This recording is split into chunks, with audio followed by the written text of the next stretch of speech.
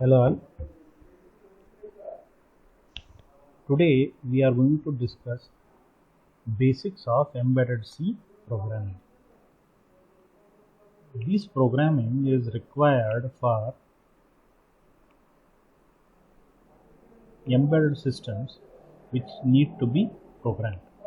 Embedded systems which need to be programmed. For example, ARM.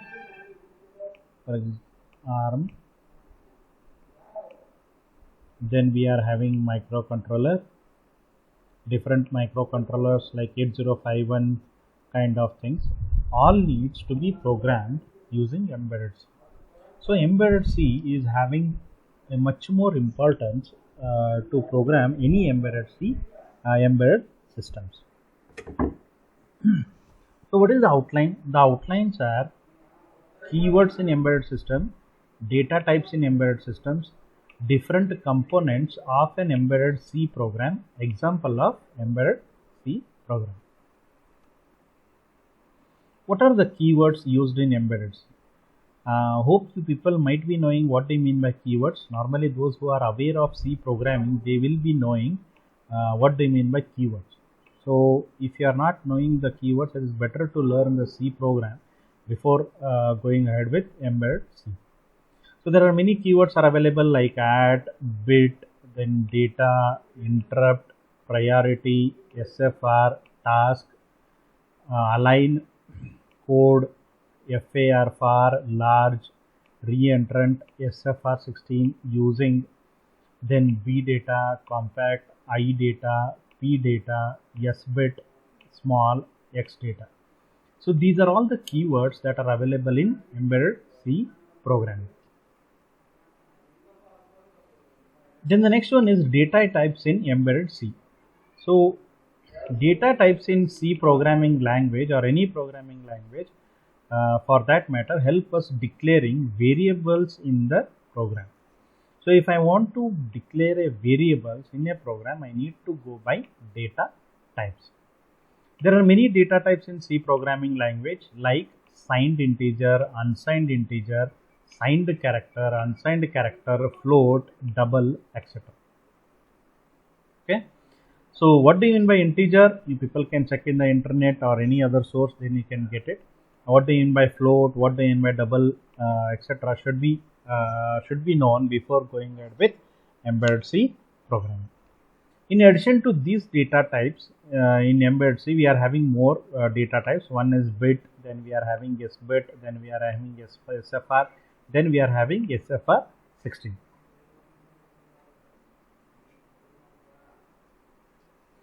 So these are the data types used in embedded C programming.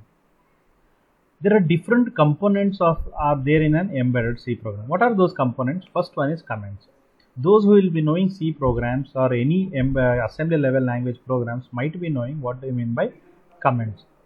Comments are the readable text that are written to help us understand the code easily.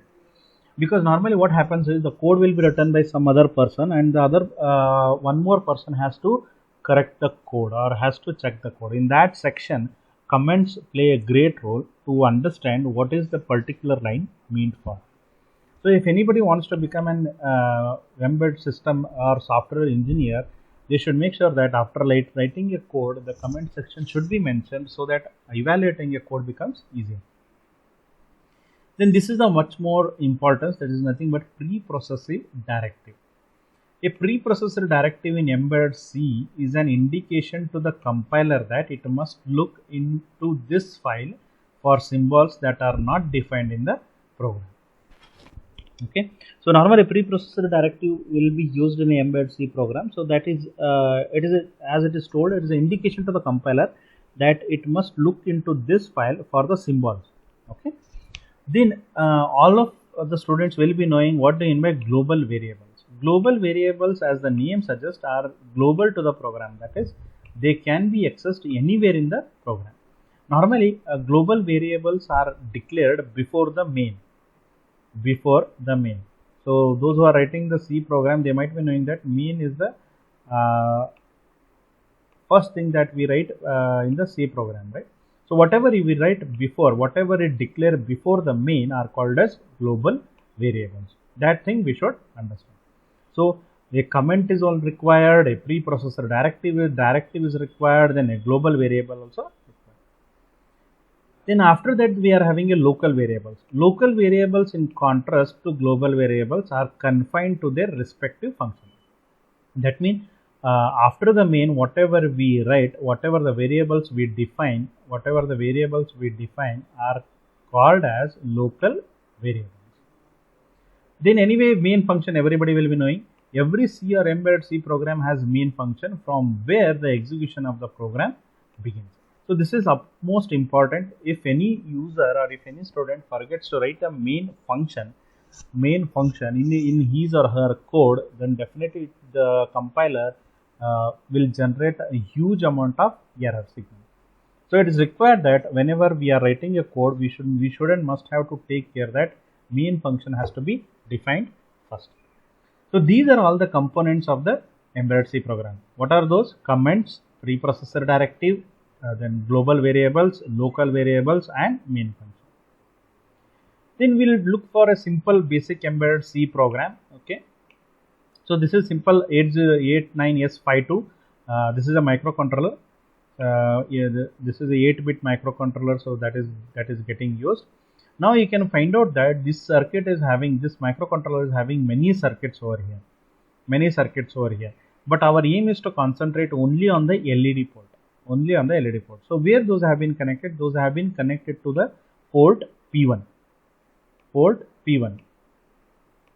So P1 is connected with lots of LEDs. How many LEDs are there? 1, 2, 3, 4, 5, 6, 7, 8. 8 LEDs are there. Because it is 8-bit, so it will be having normally 8-bit port. So to the 8-bit port you have connected 8 LEDs. Now our job is that we need to program this in such a way that the LEDs should start and on off should glow in a way on off. We are not at all concentrated on the other part of the ports, because you can see that if P0 port is left blank, then P2 port is left blank, then P3 port is left blank. All ports, first port has been connected to the LEDs. So our job is that we need to program this. So how to program this? This is a very simple program. As I told you, whenever we are programming, we should look for what? Components of an embedded system. In this, the comments will be an optional part. If the students want to write the comments, they can write it, or else if he is not ready to write, then it's okay. But the point is that preprocessor directive and global variables and local variables and main function should be defined in a program. So first and foremost thing is that we must and should have to have preprocessor directive. Preprocessor directive, as it is told, the compiler will be looking into this so that it can get to know what all the variables that have been defined in the program. Then we are defining one more variable called as delay. Okay, so it is a delay function for declaration. Then anyway, we should start with a void main. Correct.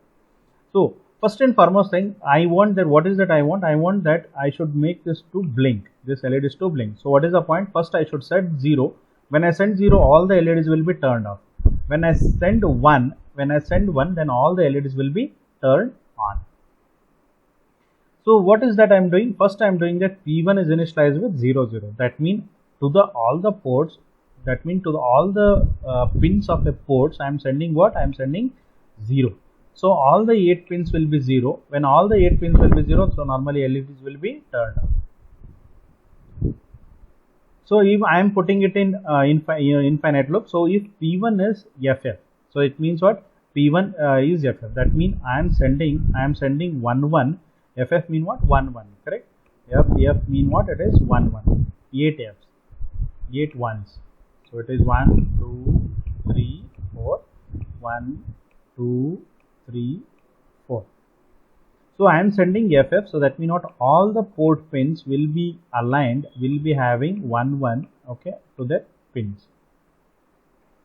Then what I'm calling a delay of 1000. I'm calling a delay of 1000. So whenever the delay has been called, so the function will come down over here. So here I'm defining an unsigned int I. So for that I am writing a for loop. That for loop will run for 250 and 248 time. Okay. So this much of delay is required to make sure that the LED can turn off and turn on. Right.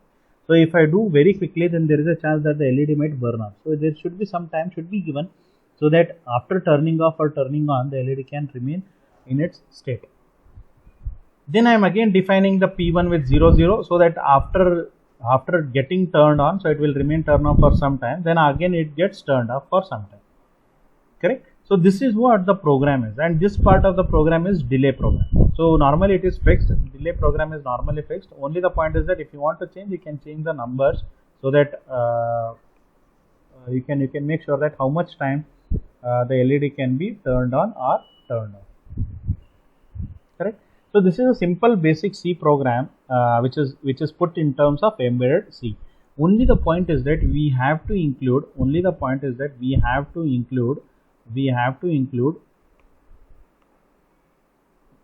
these two functions other than if we are writing embedded C. Normally in C program we are going to start with the main function.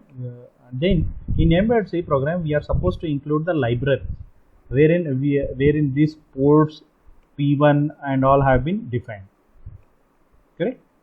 Okay, so this is how we can write a simple basic program, embedded C program. Suppose if I make sure that instead of P1, if I connect it to P3, if I connect the whole set of LEDs to P3 port, what will happen? Instead of P1, I should write it as P3. So only the port number should be changed. So where all these port numbers will be? These are all the port numbers will be stored in the file reg register 51.h. So this will define the microcontroller. Correct. So like this we can write an embedded C program for any of the circuits that has been connected to the microcontroller 89S52. Similarly, we can even write a program to the ARM board also, wherein again embedded C program only will be used.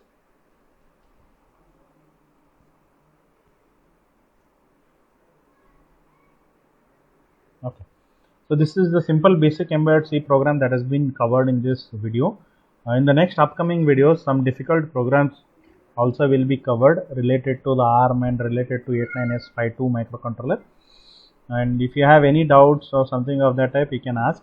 Also, if you like the video, please click on like button and then subscribe and then share. Okay, thank you.